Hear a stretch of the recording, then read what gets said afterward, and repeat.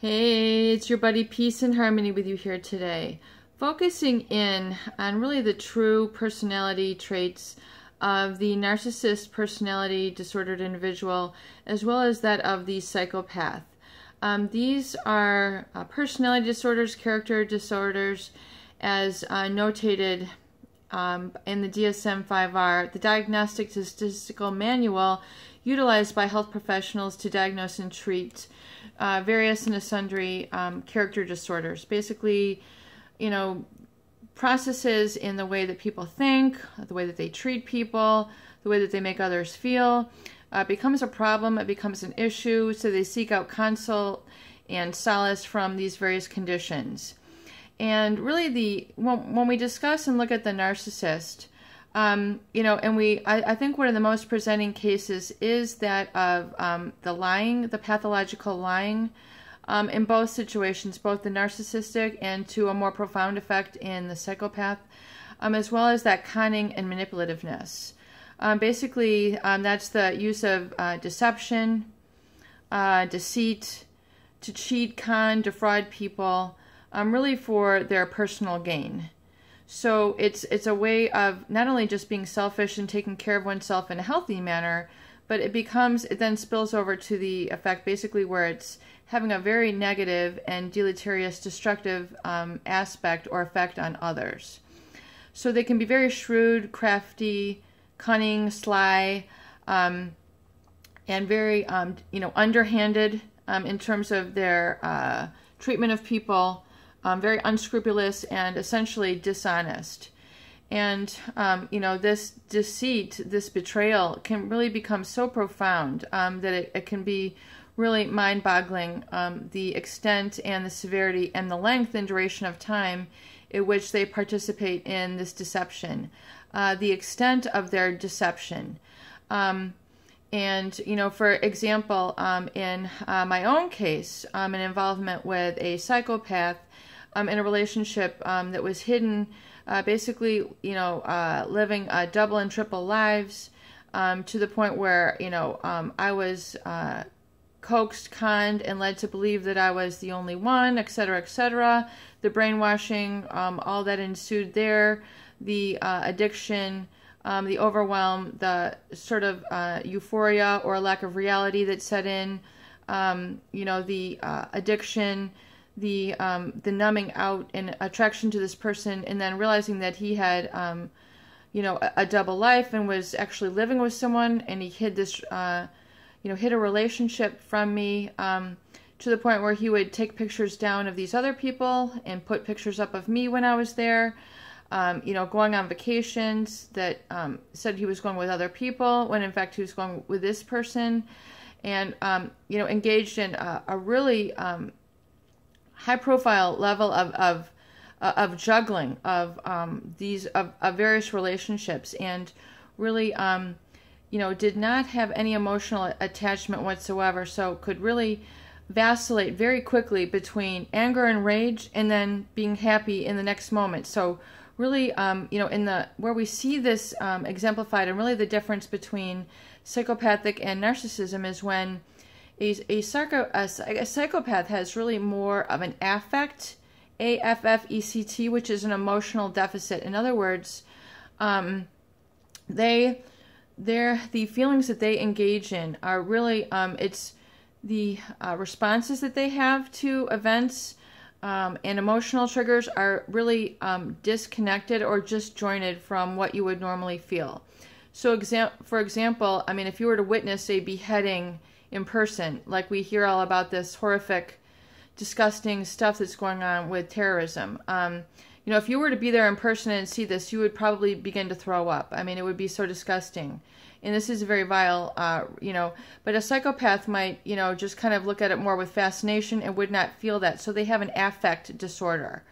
And so this, they utilize, because they have this ability of affect, and really a lack of consciousness, it makes them really, gives them ability to manipulate and con people and really work to deceive, but then people get addicted to that deception. So it's very serious, and it's very lethal.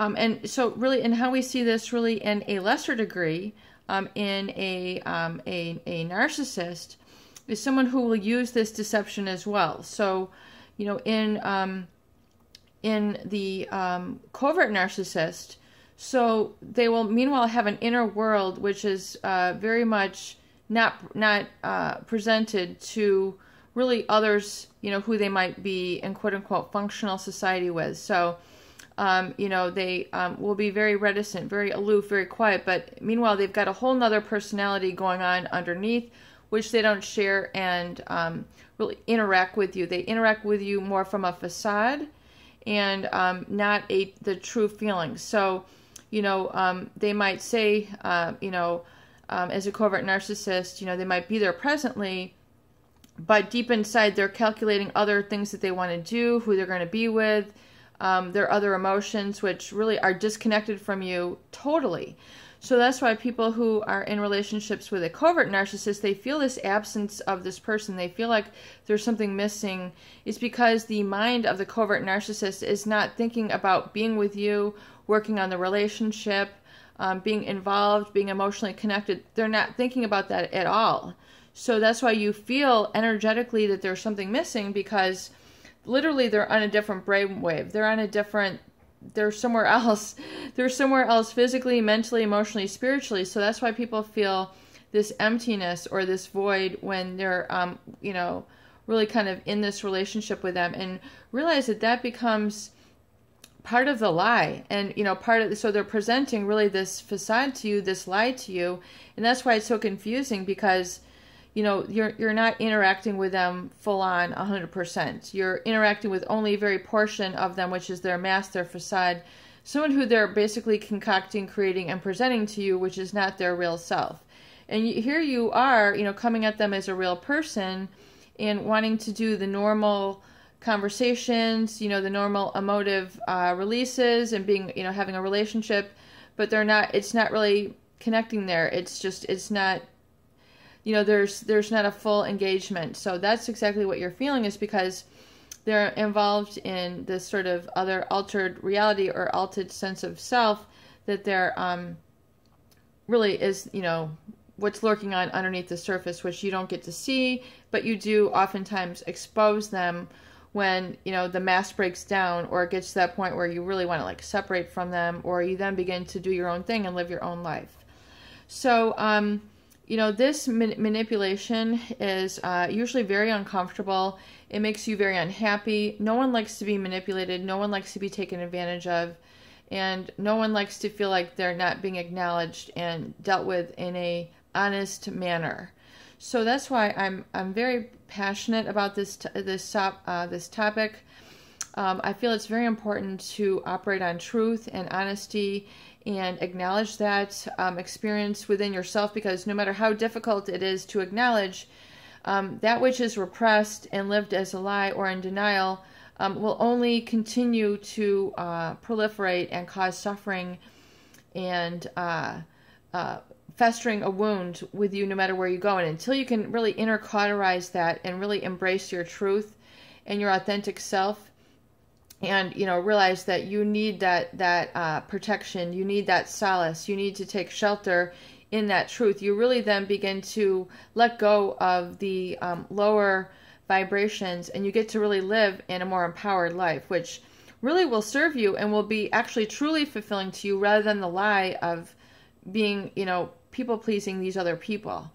So as you can become in that awareness and realize, begin to plug into yourself, your authentic self, who you truly want to be, what you truly want, and then begin to take action and fulfill those, you're going to really then take charge, become accountable to yourself, and no longer be prone to such reaction, and you're not going to no longer be prone to you know, the control tactics, the power tactics, the manipulation and con tactics, deceiving tactics of the narcissist or psychopath. They'll no longer have an impact on you, because you just realize they're tactics to ensnare you, but you're engaged from within, and you cannot be ensnared once you are embracing your truth.